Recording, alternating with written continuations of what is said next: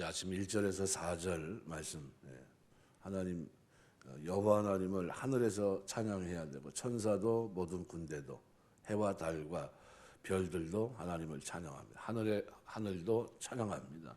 물들도 그들을 찬양하고, 그 이유는 뭐냐면 오늘 5절에 여호와의 이름을 찬양하고 있습니다. 그것들이 여호와의 이름을 찬양한다. 그러니까 이름 여호와라고 해도 될 텐데 여호와의 이름이라고 표현하고 있습니다. 이 찬양의 대상입니다. 그래서 대상, 우리가 말고는 여호와 하나님, 그분이 누구인가, 존재 자체나 그분이 가지고 있는 속성, 행적, 이 모든 것들을 포괄한 그런 의미입니다. 그래서 왜냐하면 그가 명령하셔서 그들이 창조됐기 때문이다. 그래서 그 이유를 그가 명령하심으로 지음을 받았습니다. 이런 의미입니다. 그래서 찬양의 이유는 하나님이 만드셨기 때문에, 창조하셨기 때문이라는 겁니다. 그래서 하나님께 찬양하는 것이 지극히 마땅하고 당연한 것이다. 우리가 해야 될 가장 최선은 찬양입니다. 그래서 6절에서는 그것들이 여호와의 이름을 찬양하는 것은 그가 명령하심으로 지음을 받았습니다. 그래서 우리가 이 세상을 창조했을 뿐만 아니라 하나님의 이 창조 속에서 그 권능의 능력으로 천상의 세계를 유지시켜 나가는 찬양의 이유를 분명히 설명하고 있습니다. 영원히 그랬습니다. 영원히.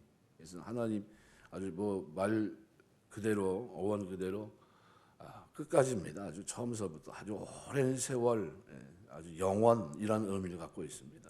영원히 세우시고, 하나님이 그렇게 세우셨다는 겁니다. 이 세상을 유지시키는 분이 누구냐? 섭리로 하나님이라는 겁니다. 여호와 하나님. 그러니까 여호와께서 창조주로서의 면모뿐만 아니라 피조물이 이 땅에서 살아가도록 유지될 수 있도록 지속하시는 섭리, 그것도 영원한 섭리를 말합니다. 쉽게 말하면 과거의 창조와 현재 그리고 미래에 대한 섭리가 포함되어 있습니다. 과거, 현재, 미래, 영원히. 그래서 과거 창조하심과 현재 섭리하심과 장래 여전히 섭리하시는 이 삼중 찬양의 의미를 바로 제시하고 있는 겁니다. 왜 우리가 하나님을 찬양해야 되는가? 언제나 찬양해야 되는가? 하나님이 명령하셨고 지금도 섭리하시고 앞으로도 섭리하실 것이기 때문이다. 그래서 이것을 오늘 하반절에서는 패하지 못할 것이다. 패하지 못할 명령을 정하셨다. 법령으로 주셨다는 겁니다. 명령을 정하셨다고 하는 것은 그가 법령을 정하셨다. 그 명령이라고 하는 건 규례, 우리가 말하는 규정, 제한 이런 것들입니다. 하나님이 패하지 못하도록 아주 미완료형으로 되어 있습니다. 절대 부정을 나타냅니다. 절대 패하지 못한다. 이거는 바뀌지 않는다는 거예요. 처음부터 끝까지. 그러니까 영원히 벗어나는 일이 없다는 의미입니다. 그러니까 천상의 세계가 철저하고도 완벽하게 하나님의 뜻과 계획에 따라 운행되고 움직여질 것을 나타냅니다. 그러니까 어떻게 해야 됩니까? 천상의 모든 존재도 하나님을 찬양해야 된다는 거예요. 언제까지요? 하나님이 섭리하시고 있기 때문에 영원히 하나님 패하지 않고 정했기 때문에 그렇게 해야 된다는 겁니다. 그런데 오늘 7절에서 10절은 조금 더 이 지상의 세계를 말합니다. 그래서 이렇게 말합니다. 너희 용, 바다, 불, 우박, 눈, 안개, 광풍, 산들과 작은 산, 과수, 모든 백향목, 짐승, 모든 가축, 기는 것, 나는 새, 다 들어갔습니다. 그죠? 11절에서 13절에는 또 아주 왕, 백성, 고관, 땅의 모든 재판관, 총각, 처녀, 노인, 아이, 거의 총망라하고 있습니다. 그러니까 1절에서 6절에서는 천상의 존재들을 향해서 하나님을 찬양해야 된다 이렇게 촉구했던 시인이 이제는 천하의 모든 만물을 향해서 하나님을 찬양하라고 말합니다. 이 자연 만물들, 이 세상에 존재하는 모든 크고 작은 조물 모두로 하여금 찬양을 촉구하는 이 본문의 표현은 우리에게 한 가지 사실을 분명하게 전달합니다. 당시 사람들에게 신성시했던 것이 있다면 해와 달과 별입니다. 우리나라에서도 저는 예수 믿지 않는 분들 보면 지성소 떠놓고 달 앞에 그죠? 달을 정면으로 써가지고 빌고 있잖아요. 전에 제가 어려서 초등학교 때 제 옆집에 우리 초등학교 선생님이 사셨는데 그분이 이제 교회를 나오셨어요. 나중에 이제 나왔는데 그분이 늘 하시는 게 뭐냐면 정한수 떠놓고서 장독대 거기다 뭐 올려놓고 비는 거였거든요. 근데 어느 날 교회를 나왔는데 교회 들어오자마자 저 뒤에 서가지고 빌고 계시더라고요. 이렇게. 그러니까 안내하시는 분이 여기서 그렇게 할 필요 없습니다. 그랬더니 이분이 오해를 하셔가지고 여기서 하는 게 아니라 앞에 가서 해야 되는구나. 앞에 와서 하시는 거예요. 그래서 제가 보고서 얼마나 웃었는지. 이제 나중에 이제 전사님이나 뭐 이런 분들이 이제 말씀을 이제 하셨나 봐요. 그게 아니고 앞에 가서 빌라고 한 게 아니고 여기서는 그렇게 할 필요가 없습니다. 하나님 앞에 기도하시면 됩니다. 이렇게 했는데 그분이 신앙을 그렇게 오래 갖지 못하시더라고요. 이거 뭐냐면 자기 하던 대로 이게 뭐 달 앞에서 이게 물 떠놓고서 이게 빌고 하셨던 분이에요. 그런 모습을 보면서 이게 옛날서부터 있었다는 거 아주 신성시합니다. 해, 달, 별. 근데 오늘 시인은 여기에 대해서 차등을 두지 않습니다. 해와 달과 별이 규모가 얼마나 큽니까? 그런데 거기에 비하면 만물, 눈에 보이는 조그만 것들, 시인의 눈에는 다 똑같다는 겁니다. 모든 것이 하나님이 세우신 질서, 세우신 법에 순종하면서 하나님의 영광을 드러낸다는 점에서 똑같이 보고 있습니다. 그러니까 세상에 존재하는 크고 작은 조물로 하여금 찬양을 촉구하는 그런 내용입니다.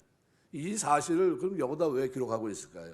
이것은 세상 모든 만물은 그것이 아무리 크고 귀하고 그것이 아무리 지극히 작은 것이라 할지라도 하나님 찬양함에 있어서 동일한 가치를 지니고 있다는 거예요. 그 존재 자체가 하나님을 찬양해야 된다는 겁니다. 그가 어떤 위치에 있든지 어떤 크기가 됐든지 아니면 그 고유의 속성들을 떠나서 하나님을 찬양함에 있어서만큼은 모두 동일한 역할을 지니고 있다는 거예요. 단지 세상 만물에 대해서만 이것이 적용이 되느냐? 그렇지 않습니다. 그것은 세상에서 다양한 모습으로 다양한 삶을 살아가고 있는 모든 사람을 향한 교훈이기도 합니다. 그래서 뭐 우리 말 맞다는 뭐 찬양대는 찬양되니까 찬양하는 거고 우리야 뭐 성도잖아. 이게 아니라는 거예요. 일개 조그만 사람 뭐 말 그대로 교회 출입하고 있는 아주 아이서부터 다 젖먹이서부터 다 찬양해야 된다는 겁니다. 누구든지 상관없이 하나님을 찬양해야 되는 동일한 직무를 부여받았다고 오늘 기록하고 있는 겁니다. 그래서 그 직무는 창조주 하나님 앞에서 살아가는 모든 사람들에게 있어서 가장 복되고 중요한 직무라는 겁니다. 그러니까 그가 어느 위치에 있든지 그가 어느 정도의 사람이 됐든지 아니면 남들이 볼 때 낮은 자라 할지라도 하나님 그 찬양을 기대하시고 그것이 마땅히 드려야 될 거라는 겁니다. 그리스도를 본받아라는 책을 쓴 토마스 아켄피스라는 사람은 그 책 속에서 그런 얘기를 합니다. 온 우주의 이치, 땅의 모든 지혜를 소유한 자라 할지라도 그가 하나님을 알지 못하고 하나님께 감사와 찬송도 모르는 사람이라면 차라리 농부보다 나을 게 뭐가 있느냐. 농부는 뭡니까? 말 그대로 그냥 날마다 일상생활 속에서 그죠? 뭐 돌아보지 못하는 그 일 속에 항상 묶여 있잖아요. 그런데 그 사람과 비교했을 때 아무것도 난 게 없다는 겁니다. 이건 뭐가 더 중요하냐면 하나님 앞에 감사 찬양하는 것, 이 직무가 그만큼 중요하다는 겁니다. 시편 21편 13절 보시면은 여호와여 주의 능력으로 높임을 받으소서 우리가 주의 권능을 노래하고 찬송하겠다 표현합니다. 역대상 말씀에서도 보면 29장에 11절 말씀에 이렇게 표현합니다. 여호와여 위대하심과 권능과 영광과 승리와 위엄이 다 주께 속하여 싸우니 천지에 있는 것이 다 주의 것이로소이다. 여호와여 주권도 주께 속하여 싸우니 주는 높으사 만물의 머리이심이니이다.